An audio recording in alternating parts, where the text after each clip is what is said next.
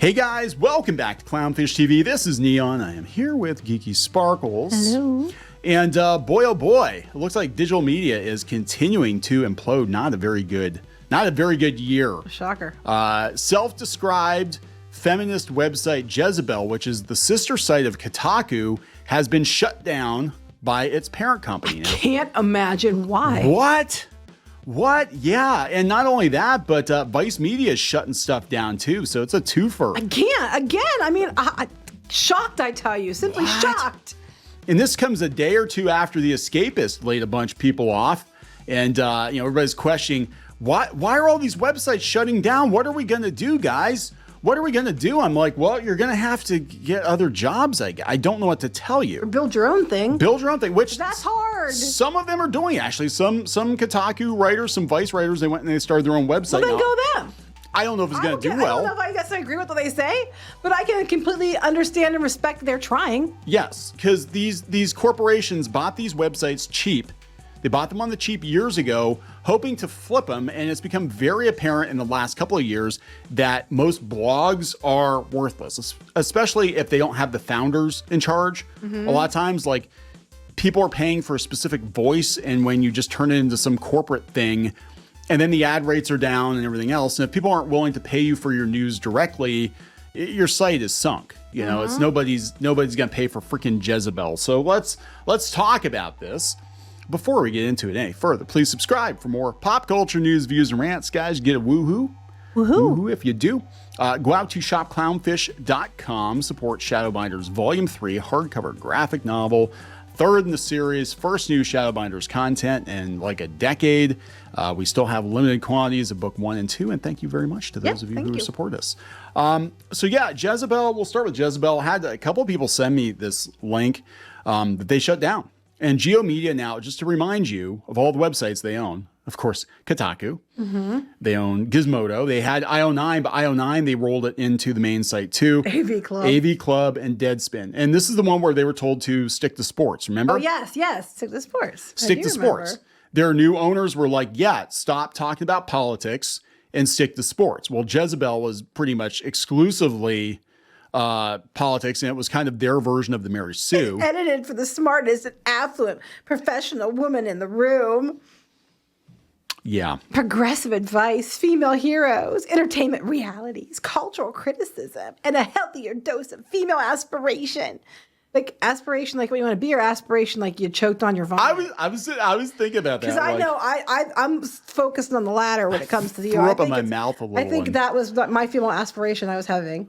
All right, so here we go. Jezebel website shuts down as parent company Geo Media hit with major layoffs. Can't imagine that. In a memo sent to staff on Thursday, obtained by The Independent, CEO Jim Spanfeller confirmed that the female-driven news outlet will be suspended permanently. Because it's a man who hates women.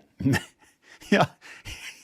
He's a misogynist, probably a racist and a homophobe too. Oh, they hate this guy because he told them to stick to sports and he wasn't a big fan of their union either. They hate this guy. As of this week, we're making the very, very difficult decision to suspend publication of Jezebel. Few decisions over the course of my career have been as excruciating. I thought you said exhilarating. That's what I'd say. Autocorrect. And I want to make clear this is in no way a reflection on the Jezebel editorial team. Don't cancel me. He continued, unfortunately, our business model and the audiences we serve across our network did not align with Jezebel's. Okay, so basically, we have a lot of people who think you're full of shit. It's not ultra-feminist, most affluent women in the room who are our audience.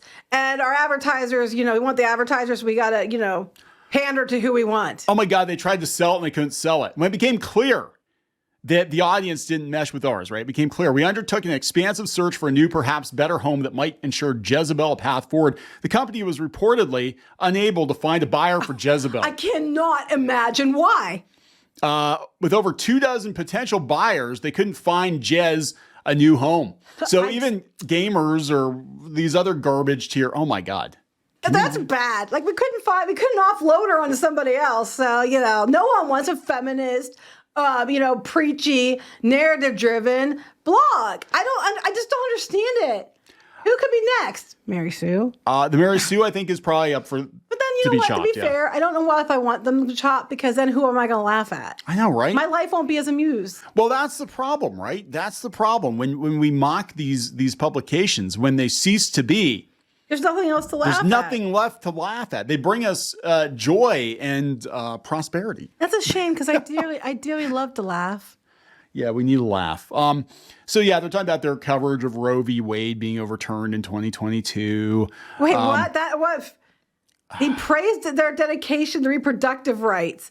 Why don't people want to read this blog? With the suspension of Jezebel's operations, we must unfortunately part ways with their incredibly talented editorial staff. I want to thank the site's team, both past and present, for their dedication, fearless voices, and indelible contributions to culture. You changed the game. Oh, tell them they changed. They did something so they feel better. It sounds to me like he was trying not to laugh when he wrote this shit. Yeah, I think He's laying it on super thick. he said things he had to say publicly so he didn't get canceled, but he's had a very rough relationship, I guess, with a lot of the people that work at these websites, because he came in and he demanded that they be profitable. And here, let's remember, these were all part of Gawker. Originally, Jezebel was part of Gawker, was the feminist female version of Gawker, even though Gawker itself was, pretty feminist. But Gawker, Gawker got shut down originally. The rest of the sites got sold off to, I think, Univision. And then Univision couldn't find a buyer for him. And they eventually sold him to Geo Media. And this guy came in and was like, yeah, he started gutting immediately. Like, he kind of rolled some of the sites into Gizmodo as like the top level. Like IO9 used to be its own site. Now it's just part of Gizmodo. It's just a tab. And the problem is these websites aren't worth anything. They're not worth anything. We've seen websites that were worth hundreds of millions of dollars originally. Supposedly they were never really worth that, but I think what did it? Monopoly money. They were in monopoly money. That's all it was. And we saw the truth when BuzzFeed went public. We saw how much these websites are actually worth, and Vice was another one. And all of these digital media websites are the jig is up. Like, they've been gaming the system for years, and they can't game social media anymore. So they're just shutting them down because they're like, nobody's going to come back to this blog. People aren't spending money advertising on these blogs anymore, and I can't sell it, so just take the right down. And so it's not just Jezebel that got shut down. Oh, wait, what's this? Wait, they're complaining? Yeah, apparently their editor-in-chief resigned in August, and she took a swipe at management. Well, then it sounds like the editor-in-chief knew they were going to be gone, and instead of like letting the rest of their team, they hurried up and jumped ship. Sounds about right. Yeah, so Vice is another one that's been hit pretty hard, but they're laying more people off. They can't make it make money. They've been trying to make it make money, and it's an unprofitable venture, and people are tired of these digital media outlets. Vice Media making fresh round of layoffs after news shows not renewed, consolidates operations to 2 divisions. So this is what the co-CEOs said. They said a number of Vice news shows have reached the end of their production cycle and have not been renewed. Ooh. As such, we will be winding down those productions, and sadly, this will have an impact on certain roles. Prior to their bankruptcy filing earlier this year, Vice made layoffs in its news division and said it was ending Vice News Tonight, right, which was on HBO. I don't know anybody's surprised about this one.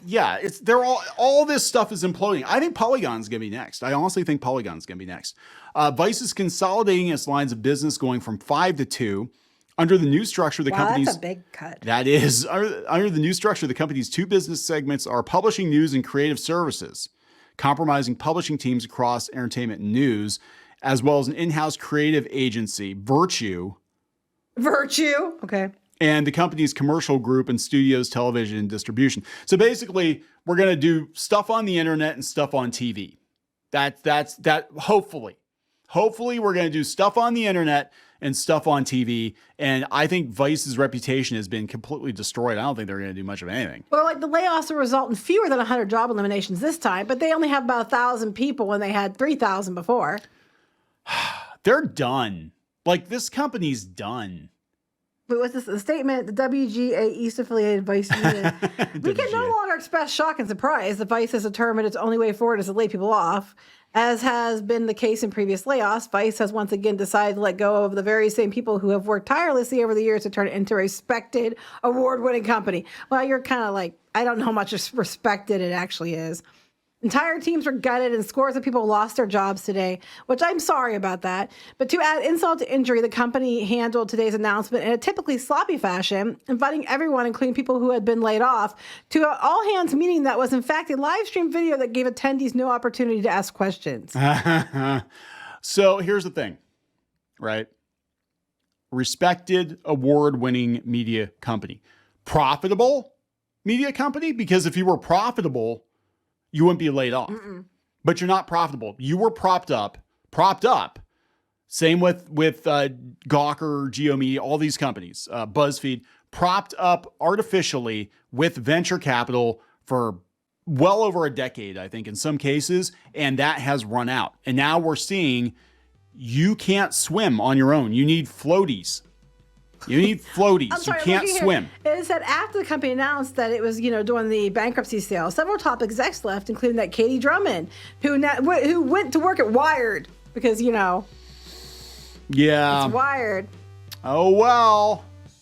Vice News isn't going away, everybody. Not at all. Not at all. No, they're all going away. Now they're going to go ruin Wired. Well, yeah. I don't know how much you can ruin it, but they're going to make it worse. Yeah, it's over, guys. I mean, all these video game sites are closing. Again, I said about the Escapist, getting rid of people. There have been so many news outlets, so many video game news outlets in the last year or two. They have laid people off or shut down completely.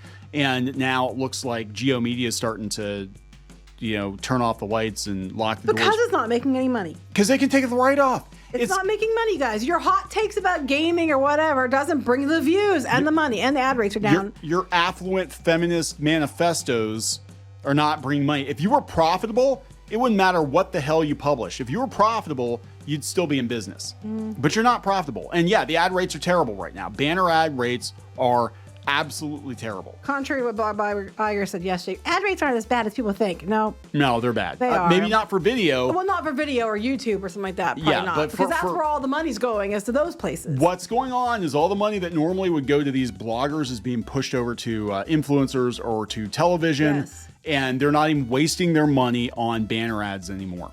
And that means all these websites are going to go poof. So we're going to wrap it up. Yes.